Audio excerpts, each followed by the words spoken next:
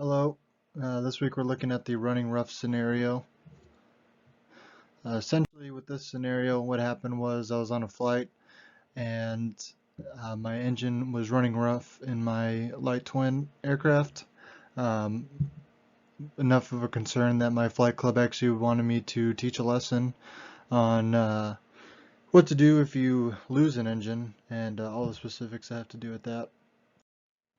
So for starters, we'll look at V speeds. What are they? So V-speeds typically are going to be denoted on your airspeed indicator with red lines or blue lines or whatever they may be. The specific values will be designated in your POH for the specific aircraft.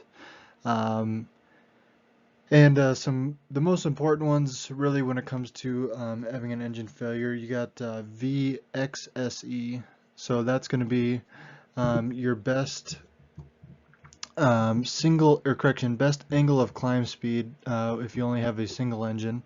VSSE, that's going to be the speed that if you were training an engine out scenario, that's the minimum speed you want to be for it to be a safe operation. VYSE, that's going to be your single engine best rate of climb. That is going to be a most common one you're going to use in the scenario of losing an engine, especially if you're losing it at shortly after takeoff, or even you lose some altitude due to the engine failure. VYSE for a lot of that's going to give you your best performance out of the aircraft. You may be able to get a climb, but sometimes depending on the configuration in the aircraft, VYSE you might have to stay at that just to fly level. Depending on the conditions. And VMC. So VMC is basically the airspeed at which you would lose rudder authority or lose control of the aircraft if you dip below that speed. So this is different than actual stall speed itself. This is what you would need to maintain control of the aircraft, like that or higher. This is obviously extremely important. Typically it's going to be denoted with the red line on the airspeed indicator, but we will go over more in a little bit on what all that entails. Keeping control. So this is the biggest thing with losing a single engine or losing one of your two engines. From the beginning, when you lose one, it's maintain calm, cool, and collected. If you start doing things fast, if you get in a hurry, if you let the situation get to you, you'll make mistakes that will make the situation worse. What you can expect if you're going to lose one is you're going to get asymmetrical thrust. You're going to get a big change in the lift created. Obviously, you're only going to be getting on one side of the aircraft, and you're going to notice it based off of really rudder control. They say dead foot, dead engine. So that's how you're going to be able to tell which one it is. Obviously, you want to verify this, but first thing you want to do is make sure mixtures throttles all the way forward on both engines. And then when you think you know which engine is out, you can verify that by beginning to pull back the throttle and then eventually feathering the prop. It's a multi-step process of getting yourself in the correct configuration. Obviously you want to get yourself near VYSE. Raising the dead is extremely important because now you have, and actually feathering the prop is extremely important because it creates a lot more drag if it's windmilling than if it's dead sticking.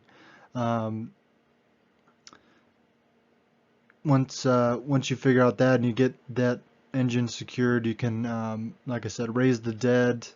You can bring the speed back to VYSE, make sure your flaps are up, make sure your gear's up.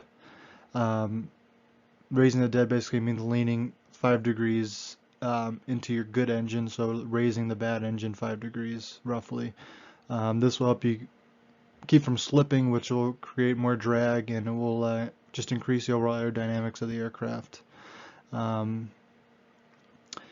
Make sure that obviously one of the last steps you can close your cowl flaps. That's just one less thing. Obviously you don't need engine cooling on an engine that's not working. All these things just reducing the overall drag of the aircraft. But one thing you don't want to do, you don't want to feather the wrong prop. You don't want to pull the throttle back on the wrong prop, and all of a sudden now you just killed your only good engine. A lot of this too is going to be dependent on your situation. You know, looking at SRM, CRM, aeronautical decision making. This all has to do with that. It's being prepared for the worst to happen before it happens, especially if you're single pilot, because that's all going to be on you. You don't have a co-pilot to help you verify or anything like that. Just always being prepared for the flight, using your PAVE models and I'm safe, and just making sure that you know what you need to do if that situation does arise. What to do with the good engine, obviously we want to get the most out of it, so flying at VYSE if you need to climb, or that might even be the airspeed at which you can just fly level. So seeing how the aircraft's performing on that day, depending on what you need to do as far as getting to an airport and somewhere to land. Biggest thing is fly the plane. A lot of people forget this, and this kind of comes back to what we said about VMC. Obviously, that's the speed at which you lose control of the aircraft if it gets below that, or you can lose control.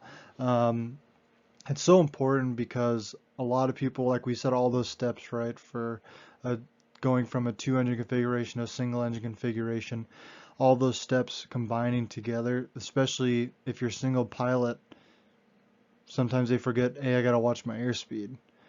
We actually need to fly the plane. You need to make sure that you're flying the plane first and foremost while you're completing all those steps. You can't just get totally fixated on the prop or the cowl flaps or whatever.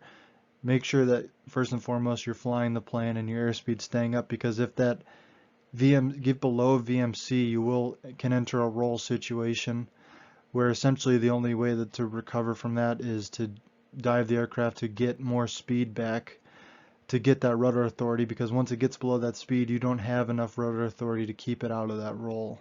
But then again, if we're talking about trying to get the aircraft to VYSE, yada yada yada, we might even be at a higher than VYSE speed and then pull it back, and you want to make sure you don't pull it back too much, because you start pulling it back to VMC, you dip below VMC, now you got to lose altitude to gain airspeed, which is never a good situation, especially if you're low to the ground. So keeping it above VMC, extremely important.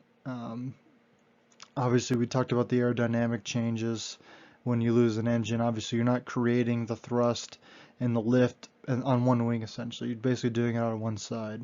Obviously, you're still going to get a little bit of lift over the airfoil, but it's not even close to what it was before. CG is very important.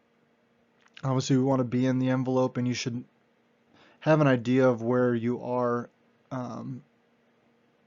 keeping yourself inside that envelope, because if you're outside it or right on the edge and you lose that engine, that could, depending on which one goes, that could be the tipping point and really messing up your CG situation, especially when you're talking about, trying to land the aircraft, fuel burn, depending on what stage you are in flight. So just making sure that you're going to be in CG for the duration of that flight is extremely important. We talked about what to expect, how to recover already. Let's see here.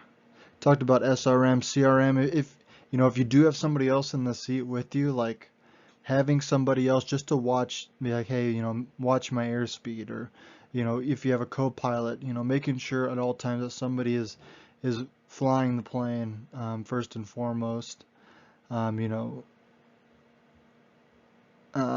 else here? Nope. That's really it as far as that is concerned. Yeah, just going through your steps, being methodical about it, being in control of the aircraft. That's really going to go a long ways. When you start to overthink things and speed up and whatnot, that's when you can really get yourself in a situation where, like I said, you lose the other engine, the good engine, you shut the wrong one off. If everything's cool, calm, and collected, you get yourself VOASE, you start getting a good climb going, you might even be able to troubleshoot, go through your decide checklist, see if you can troubleshoot, maybe you can get that other engine going again. But yeah.